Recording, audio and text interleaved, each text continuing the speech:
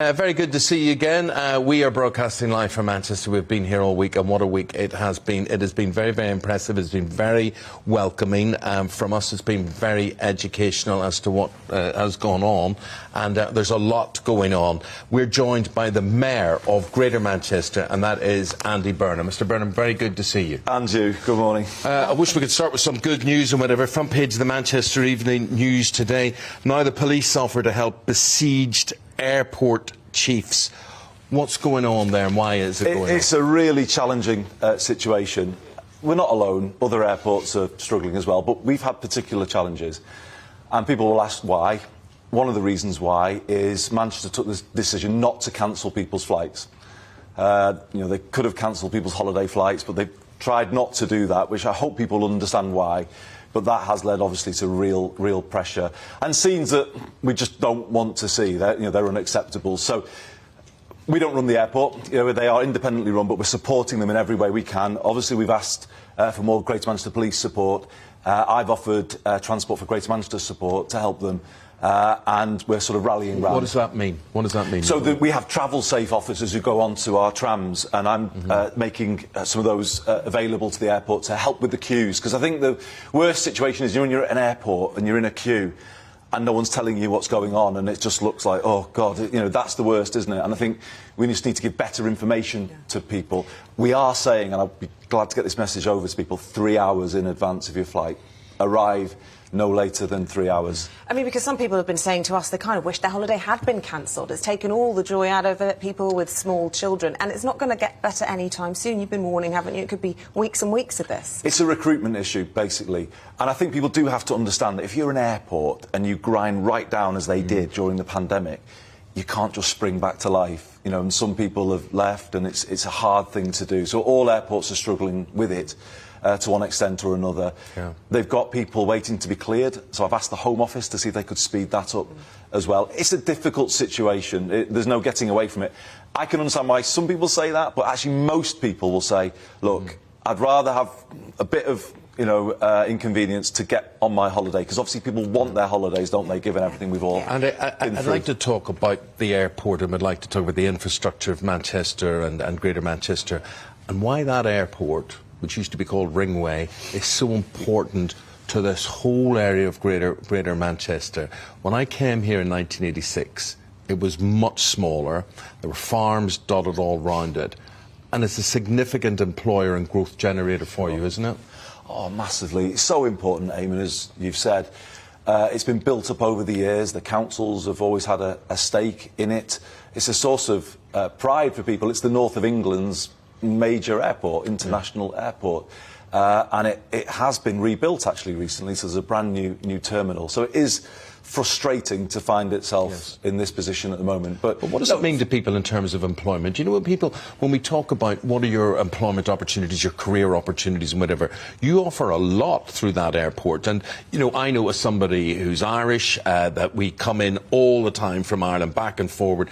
People fly up and down from London, down from Scotland and whatever as well. It really keeps Manchester, through the football teams as well, through arts and sciences and all that sort of thing, really well integrated. Oh, massively. So we have long-haul flights that other airports outside of London and the South East don't. So, when I'm trying to persuade investors to come to Manchester, and we've been quite successful, if you look around, there's lots of inward investment. The airport is a big part of our argument that there's direct connectivity to the US, to the Far East.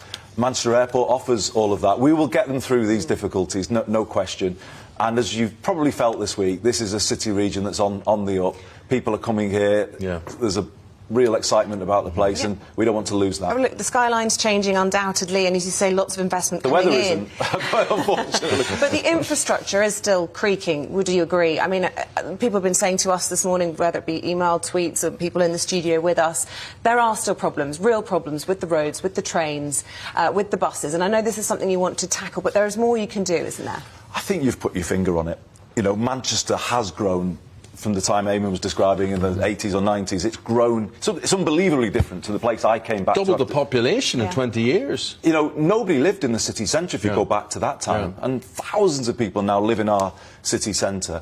And I think, in truth, the growth has been ahead of the infrastructure, and I think that is one of the issues that we're honestly struggling with. Yes. And so I've put forward a plan for what I call a London-style public transport system. I've taken the decision to put buses back under public control. I was in your great city, Belfast, last week, and I've seen what they have, which is an integrated system. And CityLink. It's brilliant, actually. Yeah. It works really well. So we are on with that, and the government this week, to be fair, have confirmed £1 billion of infrastructure funding to support that, and we've got funding to effectively create one system out of our trams and buses. So, like London, you see, this is incredible. You can pay. I remember when they started laying down the tram tracks and things here, and everybody went, "Oh, what the heck is this? The disruption was awful. Streets were closed off." Look at what has been created. And I do say, when people criticise things like HS2 and whatever, do you want a Victorian infrastructure for the rest of your life? There's got to be some pain for a lot of gain. Things have got to be joined up. Yeah, absolutely. And, you know, we're showing that we can bring investment to the north of England, so back us with that infrastructure. And that's the argument that we're making to the government. We will introduce next year a London-style public transport system, starting in Wigan and Bolton. We will cap adult fares at £2, £1 for a child on the buses, and I think that will help this city region go to the next level. Transport is holding us back. You are absolutely right, and I will not sort of kind of shy away from that criticism. But when we get a better transport system that's more affordable for people, so people can leave the car at home, the whole place will function better. That's the good news. The bad news is integrated into all of that is what's called CAZ, Clean Air Zone. Right, OK. So this is going to be across Greater Manchester, and what you've done, and this is from Susan, who's been in touch.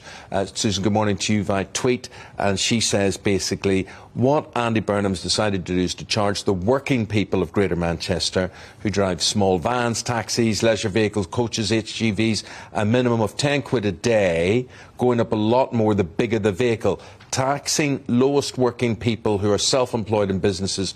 And she just simply says, why are you doing this? Well, I don't want to. And I understand where Susan's coming from. And if I'm honest, I always had worries about it. This was not instigated by us. The government lost a court case a few years ago and then issued directives to a number of cities. Birmingham, Bath actually have got a clean air zone. Portsmouth, London have got an ultra low emission zone. They basically said you've got to take action to reduce air pollution.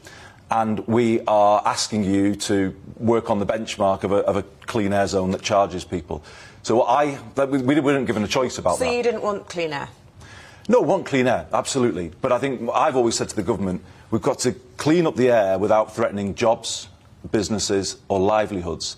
And I argued with the government for the money to help people upgrade their vehicles so they wouldn't face any charges. Because obviously if your vehicle is compliant, you don't pay a charge.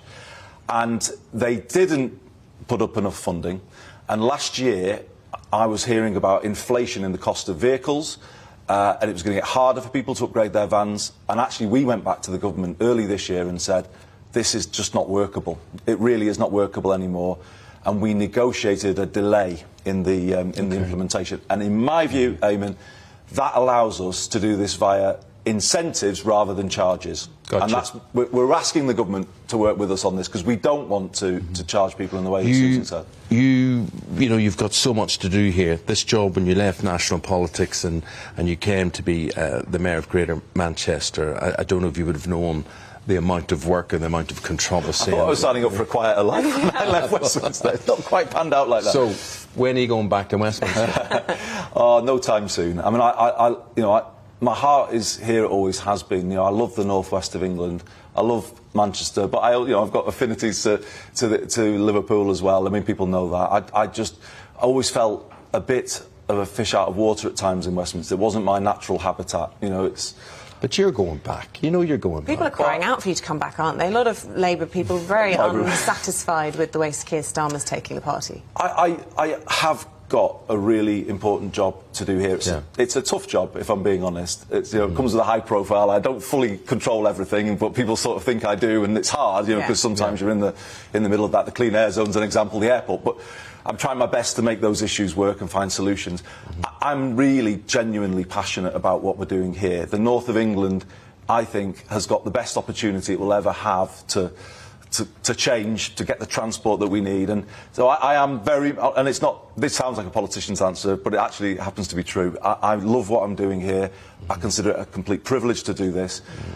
Serving a full second term, obviously I might, I'll consider my options after that, but, I actually feel much happier in this job than I ever did when I was in Westminster. And the reason why, you can be yourself. You're in the place where you know, people that you love, you just can be yourself. And I think sometimes in politics, in Westminster, you have to behave a certain way, you have to say a certain thing, you have to vote a certain way.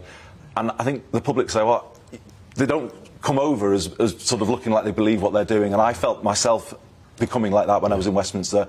I feel happier here. Yeah, you say, you paint a rosy picture of feeling happier, but we all know there's a big shadow hanging over you. And that is the fear of relegation. Oh, God, Eamonn,